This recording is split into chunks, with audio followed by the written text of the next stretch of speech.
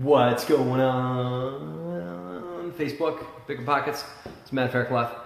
We're going to do a site walk, and we're going to talk about how to find, how to fund, and how to manage multifamily deals. We're going to get into a deep convo. We're going to do some Q&A. I'm going to give you guys a tour of this spot. This is a multifamily here in Trenton, New Jersey, where I have our business, and we're going to do some whatever you guys want to talk about too. Going to talk about flipping houses with other people's money too, which is a webinar I'm teaching tomorrow. Stay tuned to hear more about that.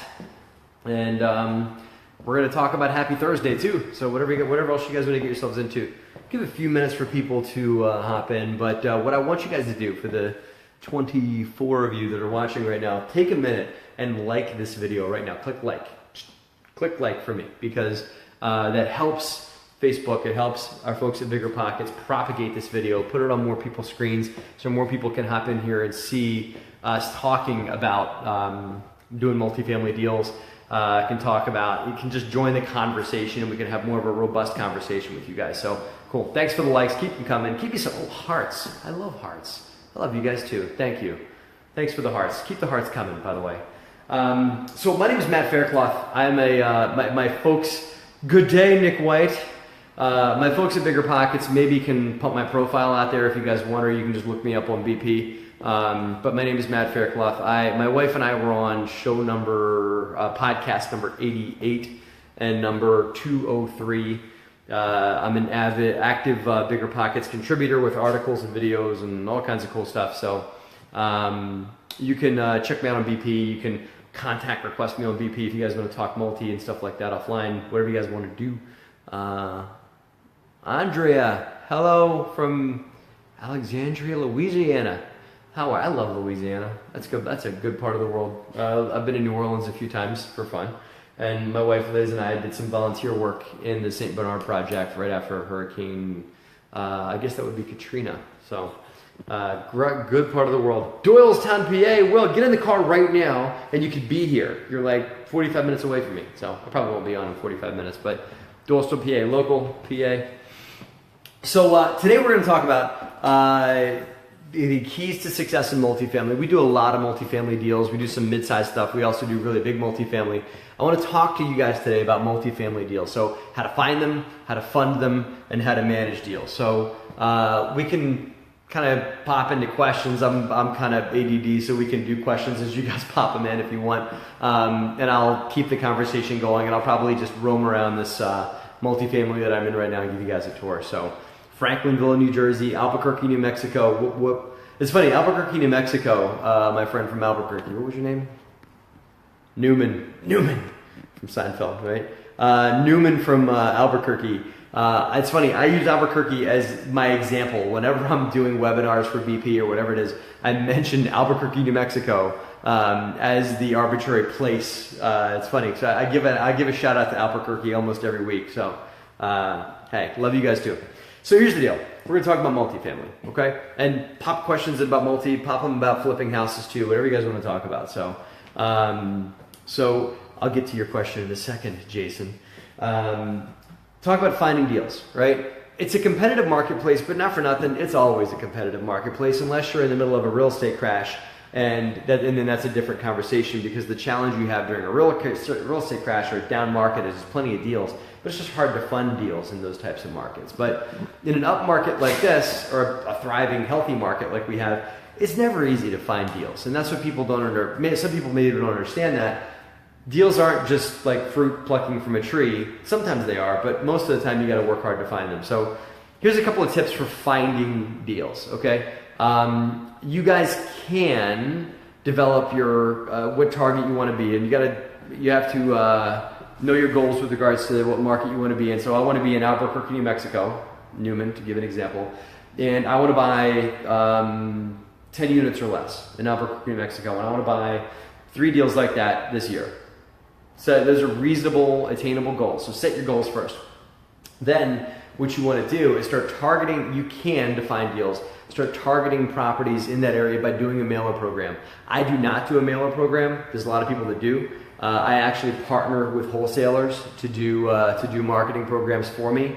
So that's something you guys can consider doing unless you want to do your own marketing and not have to pay the wholesaler. Call me lazy, call me whatever. I just don't have the bandwidth to handle the calls and the inbound traffic that come from mailing programs. But you can do those, and those are good, and you can do them for multifamily. You can find a way to surf public record to find only multifamily deals or multifamily addresses that you're going to send letters to. So finding deals, you can do a letter campaign. You can do MLS and LoopNet and stuff like that, but don't rely on deals like that or on sources like that to find deals. I mean, I continue to surf the MLS, I surf LoopNet to find deals, but the good stuff goes quick. And so if you're gonna surf those markets, you have to be prepared to go and see the deal. The day you see it, you want to talk to the agent, you want to talk to the wholesaler, whatever it is, or the person on LoopNet. You want to make that call the day of. And so if you want to surf public markets, you have to be able to act really, really fast. If you do mailing campaigns or if you do your own network or whatever to find deals, you can act a little slower. You still have to close quickly, of course, and act fast. But I find that the publicly marketed stuff is by far the fastest you have to go. And you also have to have your funding in place, which we'll talk about next. So those are quickies on how to find deals. You guys have asked a few questions. So I grew up in Maryland. Katrina Lane, welcome. Jerry McDaniel, welcome. Everybody doing shout outs, talking about where they're from. So Newman is certainly arbitrary, but from most perspectives, it's true. Albuquerque, New Mexico. It just has a funny name, Newman. That's why I use Albuquerque, because it's got a fun name. It's fun to say Albuquerque, New Mexico. That's why. So Jason wanted to know, what is better, a fourplex or a duplex for small multi? If you were going to live in it, I would definitely do a fourplex because you can get the same financing, 3% down. If you're willing to live in one unit of a fourplex, I would all day long do a house hack in a fourplex versus a duplex. I like multiple units over smaller units anyway, so I would typically always go 4 over 2. You just got to make sure the property's laid out well and that the tenants aren't like on top of each other, the units are nice square footage, that there's not like lots of noise propagation throughout the unit, that tenants aren't like going to complain about their neighbors all the time and everything because of how tightly dense the unit is. But I tend to go 4 family. That's the only thing that's what I mentioned is the only problem you have with larger multi, like 4 units, is tenants complaining about noise, or the units can get smaller in more unit counts like that. But I would always go 4 family, Jason, over a duplex. So continue to pop in some questions. All right, I'm thinking that BiggerPockets has it out here. So I'm going to do a moment to give you guys an opportunity. Tips, call lease signs. Oh man, Nick, we're going to come back to that. That's how I got my very first deal. But I want to put a promo out. So here's what you guys want to do. I'm teaching a webinar tomorrow, and it's going to be this much money, free, for you guys to be a part of the webinar. It's a free webinar tomorrow, and I'm going to teach you guys how to flip houses with other people's money. And what you guys want to do is you want to type in the words in the comment bar down below, OCT 6. That's October 6th, right? So OCT, the number 6. Type it in right now, and you'll get a message through Facebook that will give you the registration code to register tomorrow for my webinar. The webinar tomorrow is on Friday, Eastern Standard Time, 2 o'clock, okay? So to translate that to whatever part of the world you're in, but tomorrow, 2 o'clock, I'm teaching a free webinar. Thank you, Stephanie. I'll see you there. And I'll see you there too, Carlos and Leon. So type that in, and you will get a registration link. You have to click yes, and you might have to click a few things to get that. And you can also go to biggerpockets.com/webinar to register for the webinar too. I teach webinars about once every other week or so, and the conversation I typically get into is private money. Tomorrow we're going to talk about how to flip houses with other people's money. And we did this is a multifamily deal. I do most of my multifamily deals with other people's money too. I'm going to talk to you guys about, you can translate some of the things I'm going to talk about tomorrow on how to do multifamily stuff. It just happens to be on doing flips, so we're going to talk about some few flip specific conversations. But you can talk about the conversations that I get into, like on how to find money people. I get into how to find money people during the webinar, so check that out. And you can apply, of course, money people to other facets of your business besides flipping houses. So OCT, the number 6. I think, Lucas, they have to be connected together. I don't know how smart the algorithm is that's watching it, so you might want to try again. by just writing OCT, the number 6 together. Although you never know. These algorithms are pretty smart these days. If I'm wrong about that, Zachary at BiggerPockets, leave a comment. OPM, other people's money. So cool. OCT6 to register for that webinar. All right, let me get into some more stuff now. You guys have asked a ton of questions. You guys are awesome. All you guys I'm going to see all you guys tomorrow on the webinar. Let's talk about calling for rent ads. That's how I got my very first deal. I bought a duplex in Philadelphia. We still do a bunch of work in Philly still. Philly's a great marketplace. But I did my first deal that was a house hack, a live-in house hack. My second deal was this duplex that my wife and I bought, and we got it by calling for rent ads. And that was a tip that one of the gurus that we had gone to see had given us. And so it was crazy. And this is back in the day. It's, a little older there, but this is back in the day when people are advertising for property in the newspaper for rent. So we pulled out the newspaper and just started calling down the for rent ads. And what's interesting, here's a concept you guys don't think about. If people have a property out for rent in the newspaper or on Craigslist or wherever it is, right, it's because it's vacant. And if it's vacant, it means they're not making money on it. Or at least they're vacant on one unit, right? So they're not making what they could be making. So you're catching them in an opportunity where the property's not fully performing and they might want to consider selling because it's not making them that much money, especially if it's a duplex, it's half their revenue gone. If it's a fourplex, it's 25% of their revenue gone. So avoid the apartment complexes. You can kind of tell who those guys are. Avoid them, but find the individual owners that have properties out for rent and call them up and say, hey, I see you have it up for rent. I'm not interested in renting, but I am interested in buying. I want to know if you have any interest in selling your property, right? And we did this, and we called like 50 people. We got hung up on. We got laughed at. We had people that threw out ridiculous prices. Like, hey, you're sure it's rented for $700 a month, and I'll sell it to you for $400,000 and stuff like that. So just we got a lot of that. But then we got a guy that said, hey, it's rented for like $2,100 a month, and I'll sell it to you for $150,000. And we said, ooh, that might be a good deal. So we went to go look at it and ended up being a good deal. So we bought it. And it's been, we ended up selling it, a couple years later, but that was our very first deal, and we did it by calling for rent ads. So check that out. Let's see other comments. That's another way to find deals. We're gonna talk about how to finance deals in a second here. What's up, Natalie Vane? How are you? I'll see you tomorrow. It's my buddy, my local friend. At fourplex, always they complain about people above them sold that one.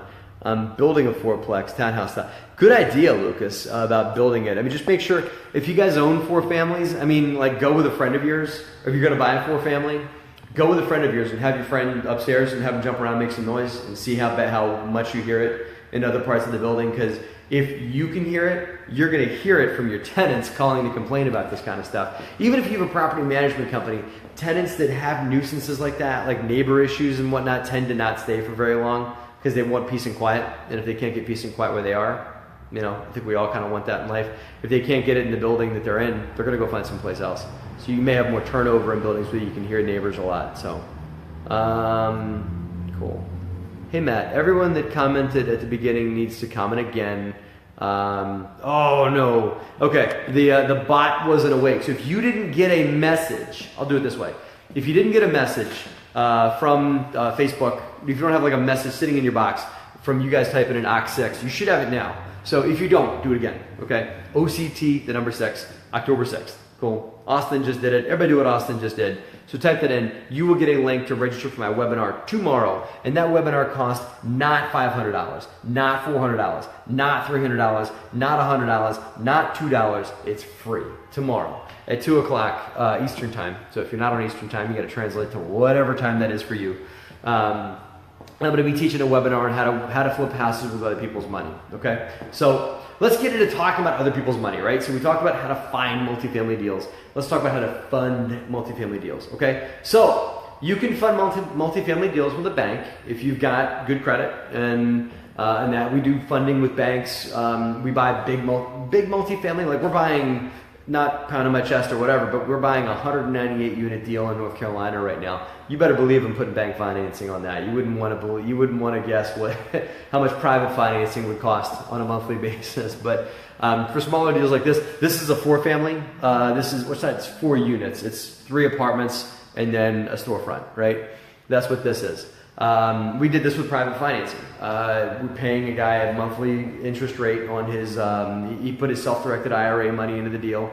And it's a good deal for him, good deal for us. And it's a good way to do the BRRRR strategy. So I find that for rentals, private money works really well for buy, renovate, rent out, refinance, repeat. That's private capital. It works really well, and what works like off the charts well is self-directed IRA money. And we're going to talk, I can't tell you all the secrets. Tomorrow, we're going to talk about how to find self-directed IRA people in your network.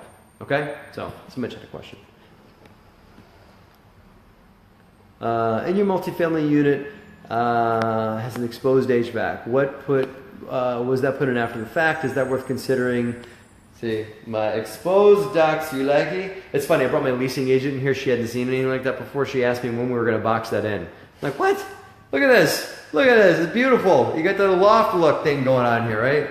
I forgave her. She just hadn't seen anything like it before. So this is an exposed duct system. It's because we're going higher end loft that we put that in. Not every property does it. We put this in because we wanted a big open floor plan. This property was gutted down to the studs and new construction all the way through. So we put that in intentionally, not after the fact. You could do something like this, but if you want to do it, you got to do a mini split. It's called a mini split system. This is not a mini split. This is something that we put in as we were putting the property back together. So there's that. Oh, the freaking Backsplash, man. She broke my heart about that. Oh, Kevin, you were there last time. Thank you. Haha. My wife freaking broke my heart about that Backsplash. I'll show it to you guys. Like I put in this beautiful, it wasn't beautiful. It was just functional. White vinyl sheet good Backsplash here. My wife came and just gave me every inch of heck about it, man. She's like, what is that? And she was right. She was right. It didn't look good. But it was functional. And I'm not a coordination person. I'm more functionality. It's like my background is in engineering, so it's like if it works, it's fine. But she was like, you're not going to get anybody to rent it. So she convinced me to take out that vinyl piece of mess and put in this beautiful Backsplash that goes really well with the countertops and the whole thing. Very pretty. I know, you're right, Jessica, and that's why I don't pick out this kind of stuff. Liz does. My bride, she picks out that kind of stuff when it comes to now. I don't mess with that kind of stuff anymore. And when I do, I get myself into trouble when she tours my property to do my quality control.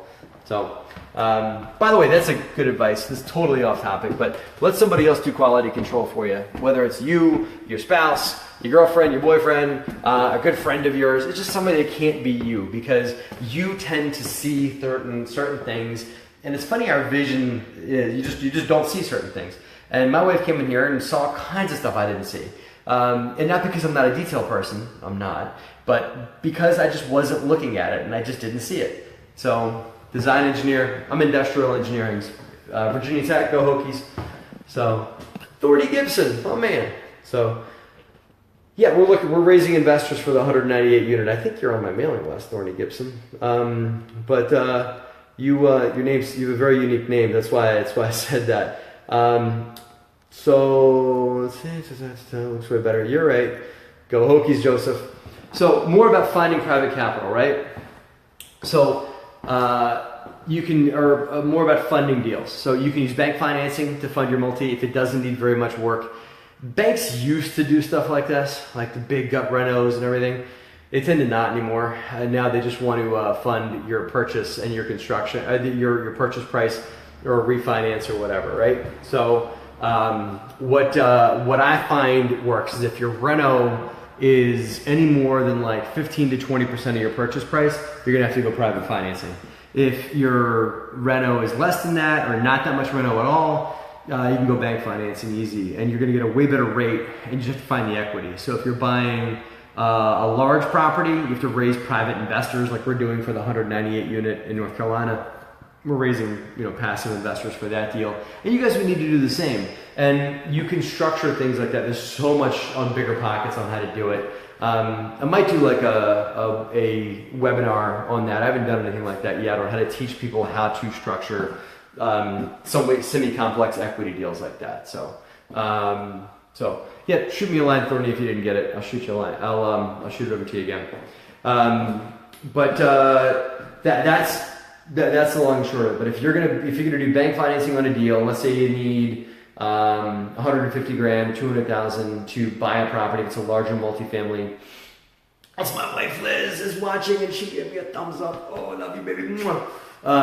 So the way that you do it is you form like an LLC, get some investors to come in with you, and then you can buy the property with their money comes in as the equity piece, and the bank financing picks up the rest.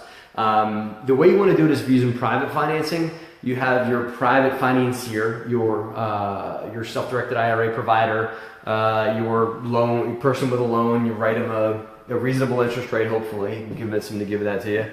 You buy the property, renovate it, and then you refinance. And the goal is during the refi, you recoup all of their loan amount in the refinance, and then you move on to the next deal, right? So that's how you how you fund it. Tomorrow, if you guys want to talk more about how to find people to fund your deals, I'm just talking about how to fund it. So today we're just talking about how to find deals, how to fund them, and how to manage them.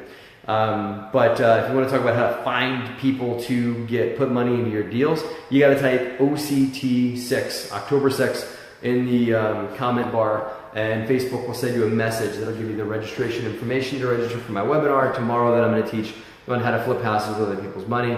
So you have to be an accredited investor to work with you. Not for that deal. Sometimes you do, sometimes you don't. Depends on how you're structured. Depends on how your lawyer sets things up. You can only have but so many sophisticated investors in deals. It's either accredited or sophisticated. So depends on how your lawyer sets things up. So we're set up to we can take sophisticated investors, which doesn't mean you don't have to abide by the accreditation and credentials, but you have to be very careful with those types of things and have a lawyer that knows what they're doing in setting that up. Our lawyer is awesome, so he set that whole thing up for us. Let's see, funding, managing. Do you guys want to talk about finding money some more? OCT6, some people are typing it in. We'll talk about how to find people in your network. The class tomorrow, the webinar tomorrow is on how to flip houses with other people's money. Part of that's going to be on the flip mentality, on flip mechanisms and stuff. The other part of it is going to be on finding people. So, oh man, I forgot to ask you guys to share this video. All right, let me try it.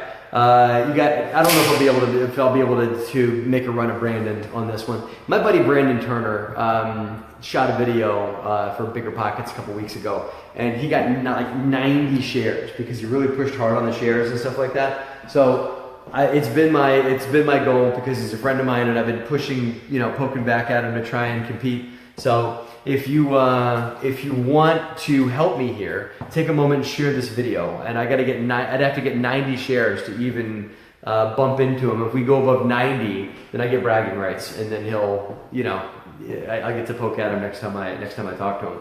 So help me, take a minute and share this video. I wish I could give you this cool t-shirt or sell it to you or get you more of them. It took me forever to get this cool t-shirt from BiggerPockets. I wish I could give you guys all a cool t-shirt for sharing the video, but unfortunately I can't do it. No, wait. Don't write yes in the comment bar. What you want to do is write October 6th in the comment bar, and then you're going to get a message, okay, through Facebook. When you get that message through Facebook, then you write yes in your Facebook message thing, and that allows you to sign up. All these people are writing yes. No, don't write yes. So BP swag is coming back. You got BiggerPockets, man. You guys would make so much money just selling these t-shirts. I mean, you could probably auction this thing off right now. I could probably auction this shirt for a lot of money right now, but I cherish it too much, so I wouldn't do it. But you guys, people love BiggerPockets. That's why they want shirts, and they want to wear their BP swag with pride. So if you write OCT6, Jake, you might want to write OCT, not October, not the word October.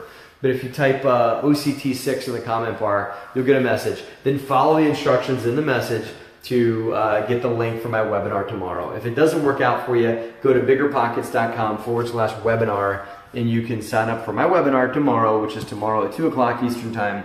And we're going to talk about how to flip houses with other people's money. In that webinar, I'll teach you guys a few places to go and look for people with private money, okay? In your own network.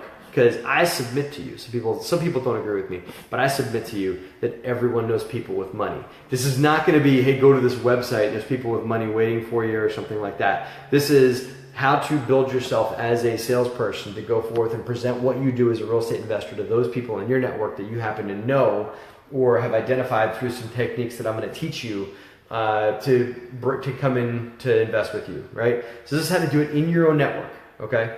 Not how to go and find, join a country club and invest or find a bunch of people that have lots of money to invest with you with their silver spoons in their mouth. Not that. These are people just in your own network that have money they might not even know about. So cool. I tried to find one of your latest webinar recordings to share with a friend and could not find it. Just the Brendan Turner and BP. I don't know. We'll have to find out why that is, Carlos. I'm not sure why. You better watch tomorrow though. So watch tomorrow and mine will be in, and you'll get mine. Kevin, you are the man. PM us. Did you build the banister? This was a reno. This is a renovated banister. The original, that banister. Let's see if I can touch it. This banister is new. This one right here was, let's see if I can pan it. This one was replaced. That's like we painted and patched it and everything like that. I'll head downstairs and show you guys a cool one that we put in when I go downstairs. We did one that was like a modified banister. Some of it was new, some of it was old, but it had like metal spindles in it and stuff like that. Really, really cool. I'll show you guys when I go downstairs. It's got exposed brick all around it and everything. So apparently Kevin is the man because Kevin did something cool. Not sure what he did. Zach won't give me my 6 swag. So that's funny. Everybody poke at Zachary, for the swag. He's my BP scapegoat. I'm gonna throw some rocks at him. Zachary's awesome. Give you guys a heart. Give a heart if you love the support that BiggerPockets gives all of us. They're giving me support for this webinar, but give a heart for Zachary. Even if you don't know him, give him a heart. That makes him feel good. He's good people. So he's great. He helps us out. He's watching right now from Denver. Look at all those hearts for you, Zachary. All for you for helping me out. So cool. Look at, they just keep on coming, don't they? Man, they love Zachary. Look at that. So now we're going to talk about how to manage deals. Okay. So we're going to talk about just how to manage multifamily, because a lot of people talk about like, oh, I've got to underwrite this multifamily deal. I've got to figure it out. And you put a lot of effort, maybe like what you think to be 75% of your effort up front into finding the deal. But then once you own the deal, it's not like the money just automatically shows up in your mailbox. You have to manage the property to meet the expectations you laid out in your underwriting and to make sure that it performs the way that you want it to, right? So I'm glad you're feeling the love, Zachary. So there's a few different tips on managing the property. Number one, you want to develop a budget. And so it sounds simple, but what you want to do is take the underwriting that you put together for your deal, okay? To say, okay, this is the way that we think it's going to perform. This is the potential rent roll it's going to make in the future, and you want to develop a real budget that you can live behind. And if you have a third-party property manager, share it with them. Have everybody on the same page. If you're going to manage yourself, that's fine too. Just make sure you live by it and break that budget down. If you do it on a monthly basis, or if you do it on an annual basis, break the budget down to a monthly basis. So this is how much rent should be coming in each month. This is what our expenses should be on a monthly basis, and everything like that. So thanks, Elena. I love the industrial. We're in Trenton, so we kind of want to have that industrial look. Oh, look at the exposed brick. See that? So what you guys want to do from a management perspective? So have a budget on the management side and share it with people that are helping you operate the deal, whether that's people on your team or your property manager. Okay. And then other management strategies. I don't know. Maybe it might not work. Oh, cool. The lights are out here. Can you guys see? The lights are out outside this door. But if I open the door up and go out here, this better work. There you go. Wouldn't that be messed up if the lights didn't turn on? There's a motion sensor. And so you do stuff like that, like motion sensor lights and everything to save energy on the management side. So you want to do things when you manage property. And it's hard to underwrite a deal and say, okay, I'm going to put in motion sensor lights and that's going to save me 10%.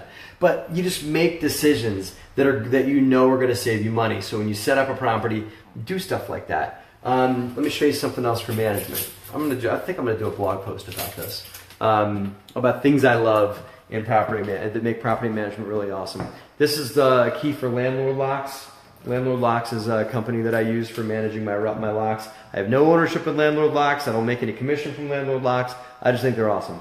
So I just, let me put that back in so you guys can see. Let me see how I can do this, okay? Here's the lock for the door, right? You guys see it? Okay. If I just take this and turn it this way, it opens the door. If I take it and turn it the other way, the cylinder comes out. Whoa, look at that. So here's the cylinder for the lock. I can then change the locks by just turning a key, and if a tenant moves out, I can change the locks. I can go and get the code that I just saw off the side of that door, and I can make new keys. I set it to Landlord Locks and make new keys on it. That system costs around the same that a standard lock system would at Home Depot. You gotta buy them online, but you look up Landlord Locks online. It's systems like that.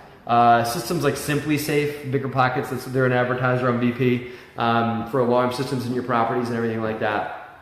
Check out things like that. If you guys have other systems that you like, you can post them in the comment bar so we can talk about them, or just so other people can hear about it. We use like software, like Rent Manager, Appfolio, Buildium. Those are all great. Yardi, those are all good too, for systematizing your management processes and stuff. So and you can implement your budget in those softwares so that you can track real time how you're doing on your finances. So Matt, have you found the investors in BiggerPockets Pro? Yes and no. BP Pro does way more for you than just finding investors. It helps you establish yourself as a pro investor. If you're gonna attend the webinar tomorrow, I'll tell you more about the pro membership. And I'm even gonna have I'm letting the cat out of the bag. But if you don't have a pro and you watch the webinar tomorrow, I can get you a discount for joining pro. So that's yet another reason to type OCT6 in the bar below, in the chat box, so you can be on the tomorrow's webinar. Because if you're not a pro member, I'm going to talk to you about why that's a good opportunity, and I'm going to give you a really awesome discount for pro. And I actually heard they're going to increase the price on pro soon.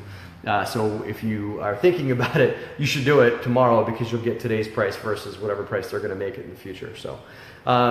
But to answer your question, Kevin, I haven't. Being going pro by itself hasn't gotten me investors, but it gives me access to a ton more resources that through the initiatives that I do, I've been able to get more investors. So like by being pro, I can search databases. I use the BP calculator for archiving all my deals, for displaying deals that I'm doing and using it, making a track record and stuff like that. So he just wants a free shirt, Kevin. It's accurate. That's all he wants. So.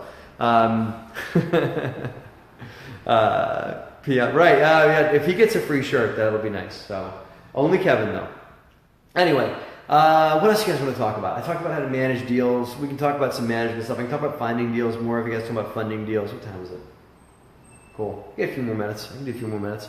If you haven't done it already, OCT 6, October 6th, in the bar down below to register to get the registration link for my webinar tomorrow that I'm leading on how to flip houses with other people's money. Deal of the day is at 3 o'clock. I'm curious what the deal of the day is going to be. I might join 3 o'clock. Is it 3 o'clock Eastern? What is that?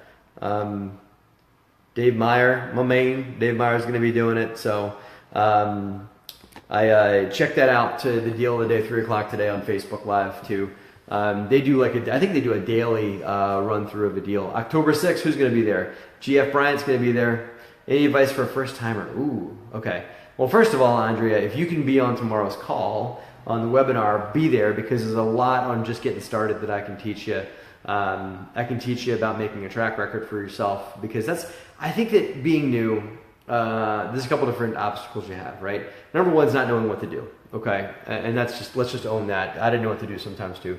But not knowing what to do as a newbie, or what to do first, is sometimes what comes up. So advice for a newbie is, here, I'll give you this. Set a set of 5-year goals. So set where you want to be in 1, 3, and 5 year, and don't be unrealistic about it. Don't put you want to own the Empire State Building in 5 years, because it may not come up, right? But put realistic, achievable goals that you can put together for yourself, and then put together an action plan to get there. Okay, and then surround yourself with people that can help you. It sounds. Hi, Melvin. It sounds silly, but that's it. I mean, the goal, like setting goals and then reading them. I read my goals every day. So reading, like setting your goals and then reading them regularly and reviewing them with yourself or with people that are on your core team or in your little circle are very imperative. And then try and get yourself a mentor, maybe through BP, whatever it is. So see you tomorrow, Kevin. So that's my advice for a new person. There's a ton of other advice too. Here's the easy advice too I'll give you, Andrea, is you gotta move. Don't get stuck. I've met a lot of people that are new, you know, and haven't done a deal in like 3 years, or still trying to figure out the real estate business or whatever. I spent 1 year getting educated and took a bunch of classes, read books. I wish BP was around when I first got started. I spend some time getting educated and then get moving. Don't get stuck in paralysis by analysis. Find something that makes sense financially and then do the deal. Just my other advice for a newbie. Okay. But lots of people registered for the class. We had 50 a minute ago, but like 10 more people have come through. So I'm teaching a class, teaching a webinar tomorrow for those of you guys that just got in on how to flip houses with other people's money. Type in OCT6 and I will teach, and you guys will get a link. You have to follow the instructions with the link that comes through. And there's more you have to do. You'll get like instructions in your message box through BiggerPockets or through Facebook. Follow those instructions and you will get the registration for tomorrow's webinar, which will be at 2 p.m. Eastern Standard Time. And I'll teach you guys how to flip houses with other people's money. So cool.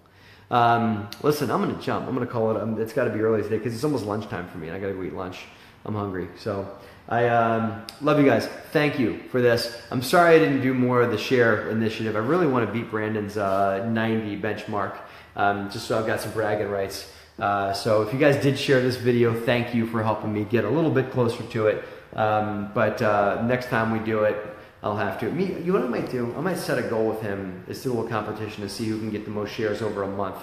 So it's not me trying to get to 90 every time, because then the shares you guys did today will at least get me partially there. So maybe I'll do like a longer term share marathon with him, you know?